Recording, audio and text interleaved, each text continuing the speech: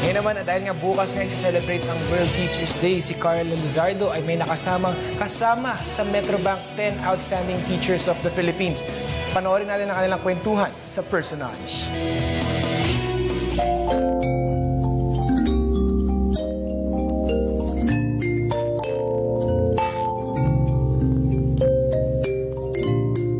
Idineklara ni Pangulong Benigno Aquino III ang petsang September 5 hanggang October 5 bilang National Teachers Month.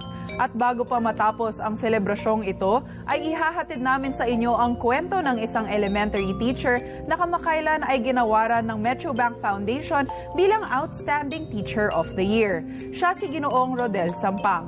Atin siyang kilalanin. Kailangang hubugin natin ang pagkatao ng isang bata para maging buo siya. Buo ang pagkatao.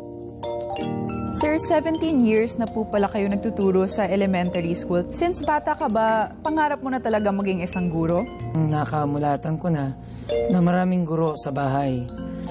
Both parents ko, teachers, then mga tita ko, mga pinsan ko, mga teachers din. Pagdating ko ng high school, ito na yung gusto kong magiging profesyon. Una, profession, pero sa ngayon, it's more on a vocation na. Kamusta naman yung pagtuturo sa elementary school? Hindi ba ito yung age na medyo magulo pa yung mga bata? Paano mo sila nadidisiplina? It's a matter of respect. Kung ang isang guro, nirirespeto niya yung mga bata, in turn, ang bata, irirespeto niya yung guro. Lalo na sa klase namin, talagang marami yung bata namin. So, kailangan manindigan ka na kapag you set the rules, you abide by the rules. Huwag mong babaliin yung rule.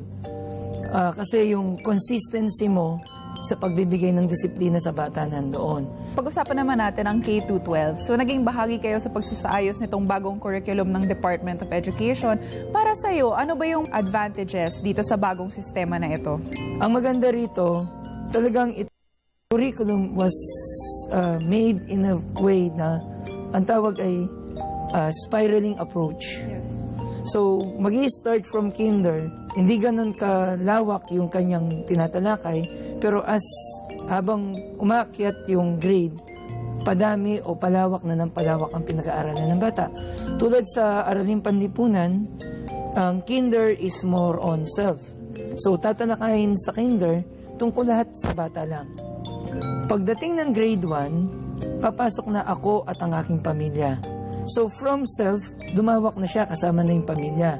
So ano yung mga tungkulin ng bata sa pamilya?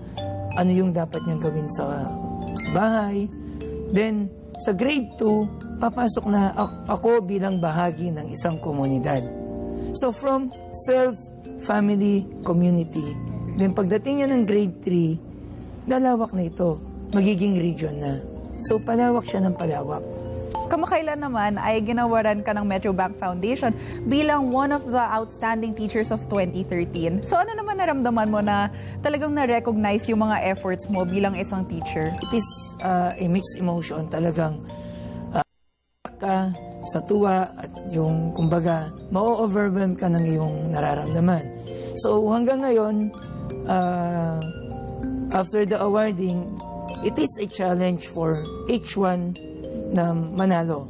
Kasi eto na, nandito na kami as outstanding teachers. So, we must set as an example to other teachers, parang model, para ma-motivate ang ibang teachers, para ma-inspire sila lalo. Okay, so what you said is really inspiring for other teachers. Pero ano naman yung mga life lessons na sinasabi mo lagi sa inyong mga estudyante? Sabi ko sa kanila, mag-aral silang mabuti, magsikap sila, tingnan nila paano sila dapat makihilubilo sa tao, yung kanilang mga karapatan na sinasabi nila lagi, dapat may kakibat laging yung tungkulin, hindi yung sigaw lang sila ng sigaw ng karapatan. Dapat titingnan din nila, ano ba yung tungkulin nila bilang isang mamamayan ng bansa, bilang isang tao, bilang isang estudyante ng paaralan. Hindi talaga biro ang pagiging isang guro. Bilang pangalawang magulang ng mga bata, dapat ay maging ehemplo rin sila ng mabubuting mga gawa. At yan ang pinatunayan sa atin ni Ginoong Rodel Sampang. Ay maging inspirasyon ang kanyang kwento hindi lamang sa mga kapwa niyang guro, kundi para sa lahat.